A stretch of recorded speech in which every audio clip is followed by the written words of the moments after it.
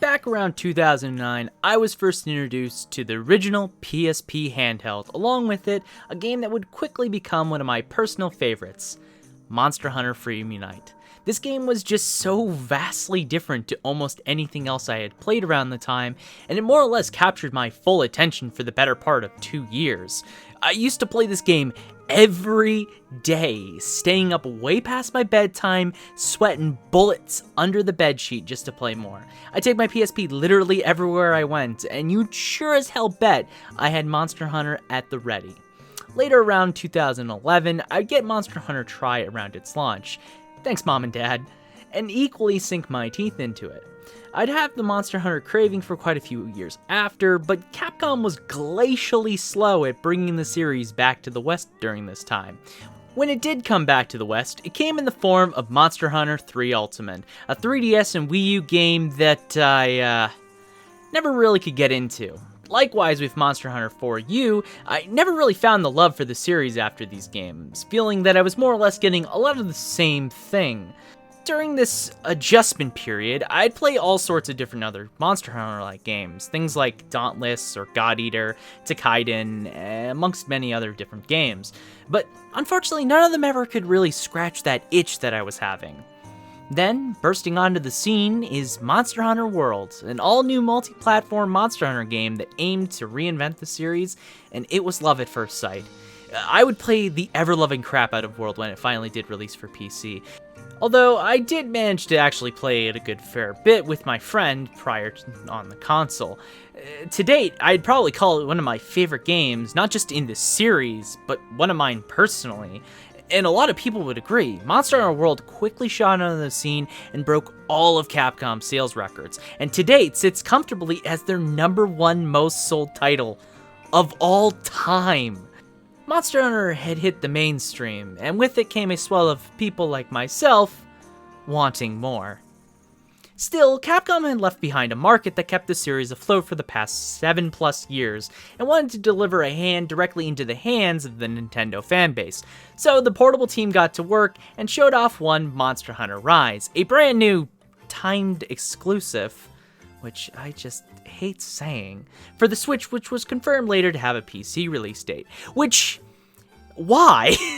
Why do you have to make this a timed exclusive? Why wouldn't you just release them both at the same time? You didn't need to do that, Capcom. And then you have the audacity to make everything slow to release on the PC at the start. So then we're behind Nintendo Switch for no good discernible reason. And why? Why does this keep happening? Why do you hate one particular console? Why is it always PC, Capcom? Just let me bind the Alt key to my keyboard. Why can't I do that? Why? Excitement was in the air, and as a longtime fan of the series, you better believe I jumped onto every bit of scrap I could get of the game. Rise had shown off around September 2020, and it looked to not only evolve on what World had delivered before it, but help bridge the gap between the new and old generations. World was sort of a dividing game for many people, and those that wanted a more traditional Monster Hunter experience were certainly lacking for it. The last more traditional Monster Hunter experience was, after all, 4U, and Generations Ultimate is also just a little bit too different for a lot of people, so really, if you wanted a traditional Monster Hunter experience, you had to really go looking for it. Rise, as a result, felt like the crowd pleaser of the series, trying to make as many people as happy as possible, but unfortunately not always succeeding in that. As a result of this game trying to bridge the gap between both generations, we got a lot of returning features to the series, amongst many other improvements to what World had already shown off, such as returning to the Japanese setting that was featured in Monster Hunter Portable 3rd, multiple pets to return, to just fixing menus to be faster and more easily navigated, adding in multiple locales, new and old, along with new additions to those maps, along with just a ton of other things. But let's not get ahead of ourselves here. Let's start with one of the biggest new additions to the game in general, the Wirebug. If there's one major element of Rise that really dominates the discussion of the game, it's certainly the Wirebug. And it's not hard to see why it's like that after all, since a majority of the game is designed with this little guy in mind. Hunters were suddenly given a swell of new mobility options that not only changed how a hunter approaches the hunt itself, but how they just explore the map in general. Originally, Monster Hunter maps were designed more or less as just flat plains that consisted of several areas that you'd fight monsters in.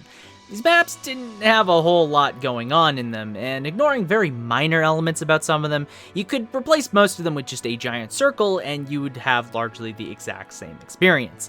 With World, there was this change to add a greater level of depth to each map, adding more ledges, paths to travel, elements to change the fight, and just various nooks and crannies to explore.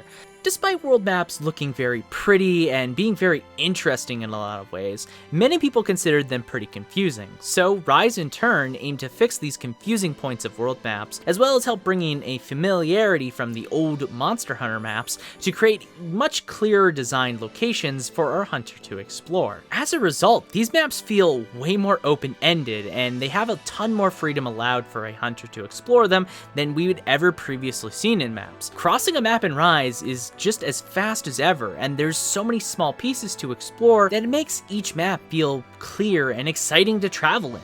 I almost never spend time in Monster Hunter maps, but here, I wanted to check out everything, figure out the best optimal hunting paths, where I could find the best mining routes, the best ways to get certain endemic life on my path to a monster. These maps have a ton to offer, and it really just highlights one of my favorite parts about Rise.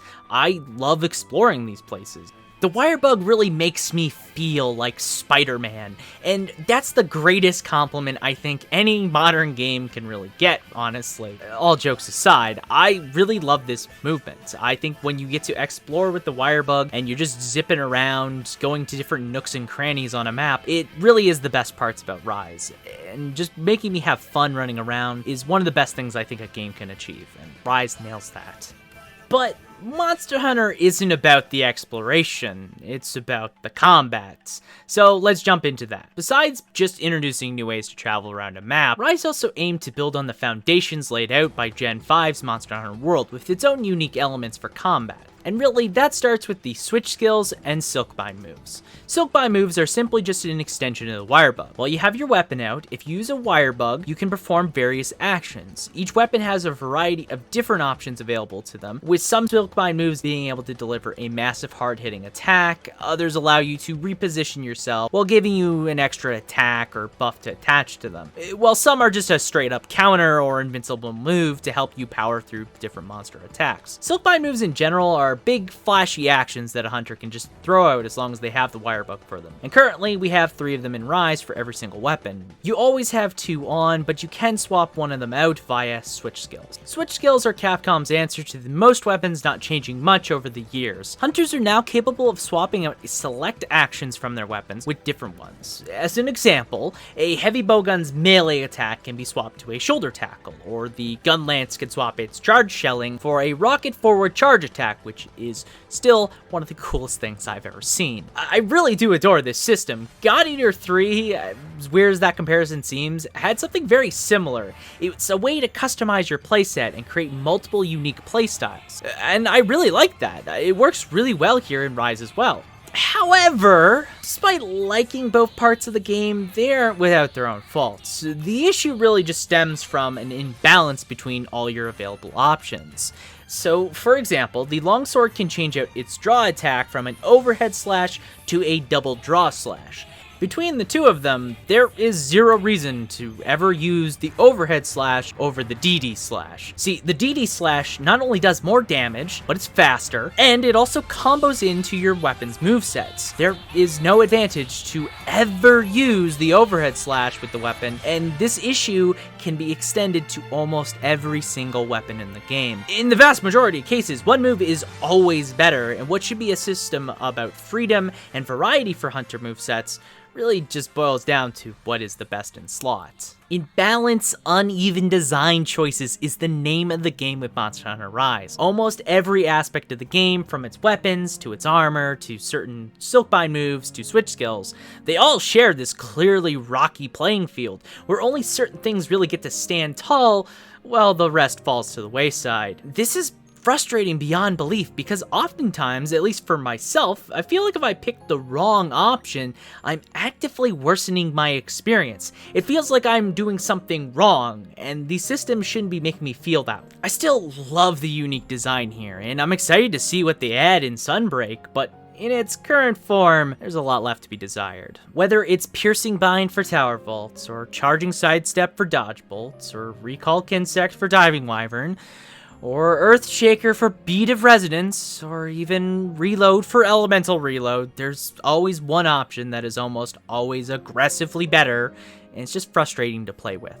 Despite my personal grievances with these systems, I'm overall still pretty happy with the foundations of Monster Hunter Rise. No action feels wasted anymore, and I've never felt more in control of my hunter. This generation of Monster Hunter has really pushed the boundaries of the series, and I absolutely love it. Still, I totally understand why some fans of the series aren't really sold on this generation as a whole quite yet. Rise aims to be an extremely aggressive Monster Hunter game, wanting you to play in the action as much as possible. It's quite a large departure from the more slowed down and methodical experience of yesteryear. Still, when I pull off that sweet counter move or that big wombo combo hit, the good brain juices flow in my head and it's really hard to stay mad. One of the elements of Monster Hunter Rise's combat that I'm really not sold on quite yet, though, has gotta be Wyvern Riding. The biggest and flashiest part of Rise, Wyvern Riding was a redesign of the traditional mount. Instead of leaning to just a regular old knockdown, you could take the reins of a monster and start Monster Fight Club. Frankly, this new system was insanely exciting to see the first time it was shown off, and I could not wait to try it out. That excitement carried for a good portion of the start of the game, but as I got more playtime and I took off the rose-tinted glasses, it just doesn't work for me. The largest issue with this system really is how it just destroys the feeling and, well, the threat of multiple monsters in a hunt. In past games, even in Worlds, you could have multiple monsters show up in an area and create a real sense of panic in a hunt. Suddenly, you have 2 or 3 monsters all coming at you, and you have to adapt on the fly. It's an exciting moment of pure chaos and can be a memorable experience in itself. But unfortunately, Rise just doesn't have those moments, since whenever a monster does come into an area, it almost always leads to a Wyvern Ride. Frankly, it just feels a little too video gamey, and it drains any form of a threat from the sudden appearance of a monster to nothing more than, ooh, free damage. It doesn't really work after a lot of playtime, and unlike a mount, you're always forced into a Wyvern Ride, unless you wait it out, which would just be weird, man. Sadly, this mechanic gets even worse when you're in multiplayer, since hunters do 2 damage to a monster being ridden, and for the other 3 players, they just have to wait out for the ride to be finished, or follow the leader. It doesn't really do anything for me. It's a cool system, but I don't think it's worth bringing back in the next game. The back and forth of a mount to get the knockdown just does a lot more for me, and enhances the power of aerial playstyles, which got hard nerfed in Rise. Mounting in general has a strong back and forth. When you get a mount, you don't immediately get a knockdown. You still have to earn that knockdown. Fighting to bring a monster down is a ton of fun, and keeps the fight going for everyone involved. Wyvern Riding just kinda happens and almost immediately, and it just takes away from the tension of the whole sequence. You immediately get the reward without any hassle, sometimes by accident when a monster just lightly taps one walking by. Again, it just doesn't work for me. Keeping with the theme of mediocrity though, I think it's time we touched on Rise's story. It's not good. Like most Monster Hunter games, and well, games like Monster Hunter, the story is nothing to write home about. You're a villager in Kamura that's just been licensed as a full-fledged hunter by the guild. At the same time, the Elder of Kamura, Fugen, receives a message that we got a rampage on our hands. It's an ancient event that repeats over the history of the village, with the last one almost destroying this small home. So, you as the village's hunter is tasked with defeating monsters and helping defend Kamura village from the rampage. You later find out that it's caused by 2 elder dragons, Ibushi and Narwa, and the twins of the village has some kind of link to them for some reason. Frankly, none of it makes a whole lot of sense. There isn't a lot of explanation here, and there isn't there's character growth or any lessons being learned. The story just kind of happens. You just happen to be at the center of it. Like I said, there isn't a whole lot of story to talk about. However, One of the most interesting elements to come out of the story has to be the Rampage itself, a brand new game mode that sort of feels like a new take on the traditional siege fights of past games. You fight off waves of monsters from destroying gates to Kamura. This involves you placing turrets and bombs, and using ballistas and cannons to help drive off waves of monsters. Most Rampages will usually end with some kind of big boss fight like the Apexes or Ibushi, and I'll touch on Apexes in a bit here. Overall, the mode is fairly mediocre. There's just a severe lack of variety between Rampages, and the challenge of a Rampage is basically non-existent. There's only 2 different maps, which are largely the same, despite like very minor differences, and when you completed one Rampage, you basically have done every single other Rampage. It's a mode that doesn't feel fully fleshed out and realized. Honestly, I just don't think it's very fun. Since there's no active fear of failure, you just sort of turn off your brain and fight off each wave of monster until it's done. Without any variety to keep things changing between each Rampage, I can only physically handle like 1 or 2 in a row before I just want to go back to a regular hunt. Solo, these are even worse since you don't have friends to talk to, and it makes it even more excruciatingly boring. It's also way too chaotic for one person to handle, and it's just kind of a pain. It's a unique idea, but it doesn't feel like it was taken all the way across the finish line to make it interesting and fun new experience.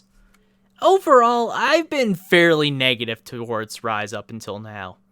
And unfortunately, I'm not done dunking on Rise yet either. Rise's endgame is probably one of the weakest in the series, probably since the PSP days. There just isn't anything to do. Right now, as of this video, you can grind for charms, which kind of sucks to do. It only really serves to finish off builds, and you can finish off your builds, and that's basically it. Unfortunately, Rise lacks any form of challenge in the game, with a lot of its hardest fights just not quite being there. Apexes serve as the game's endgame challenge, sort of like World's version of arch-tempered monsters. However, unlike World, where those fights were brutal, had valuable rewards via stronger armor and layered armor, Apexes have 0 rewards. You can upgrade some weapons and you can make some decorations, but besides that, there's no new armor, there's no new weapons, and they don't really offer you any real incentive to fight them other than to just, fight them.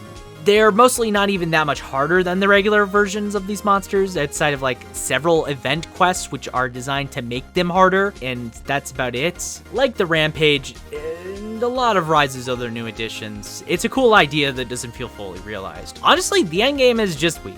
It's not too shocking to me, considering Rise isn't actually totally finished yet. Until we get Sunbreak this summer, I doubt this feeling will go away. A lack of a challenge really makes the game hard to stick to, and after some time with it, unless I'm actively dicking around, or like this video, getting footage for it, I don't think there's much of a reason to keep me in the game much longer. It's a shame, because the combat is extremely fun, but without anything pushing me to play it, I just don't think it matters.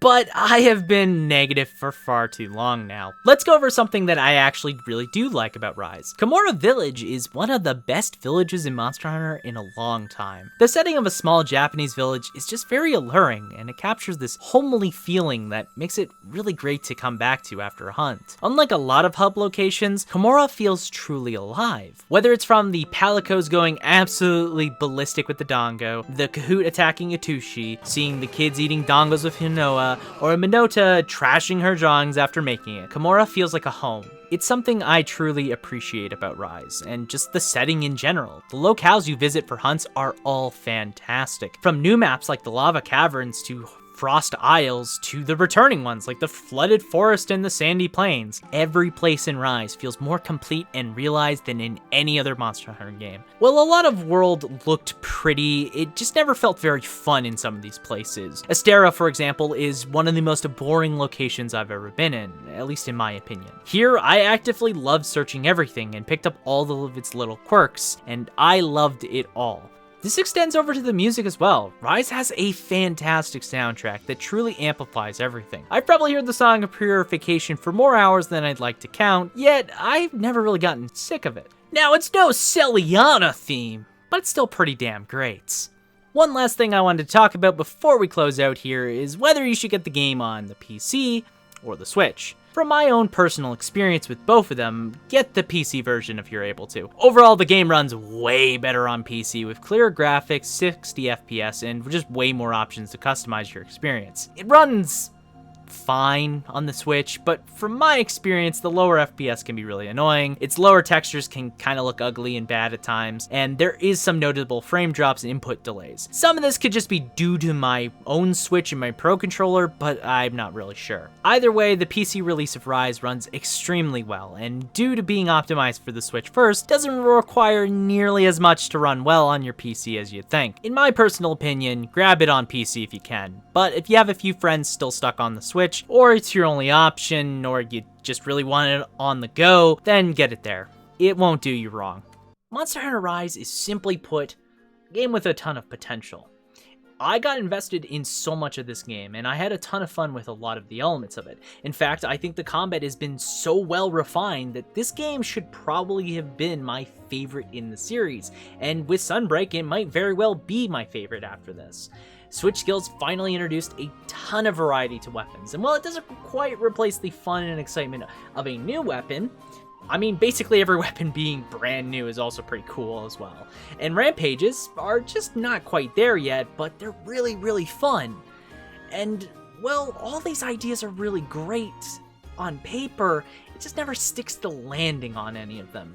So many elements just feel incomplete, and even when I try to get past those problems, it just drags the experience down for me. It's a great game, but it lacks when you compare it to what came before. There's just simply better options for a Monster Hunter game on both the PC and the Switch right now. I would highly suggest waiting out on Monster Hunter Rise for right now. The game is great in a lot of ways, but I just think it's lacking. At least wait it off until about summer and we get Sunbreak, and then I think the game will be in a better state. A lot of my issues with the game will hopefully be alleviated with Sunbreak. But if you can't wait that long and you just really need your Monster Hunter fix, then I would suggest getting Monster Hunter GU for the Switch. This is a really fun game, honestly. I had a ton of fun with this, and I really kind of just want to go back to this instead of Rise. And if you want it on something on PC, well, there's Monster Hunter World that has a ton of content. Also, it has mods and a bunch of other fun stuff, so yeah, I would definitely check that out. But if you've played both Monster Hunter World and Generations Ultimate and you just really, really want something Monster Hunter related, why not give God Eater 3 a shot? I really enjoyed God Eater 3, and I mentioned it in the video. It's a fun game, and yeah, I think you should definitely check it out if you haven't. Either way, there's just better choices right now, and that sucks to say.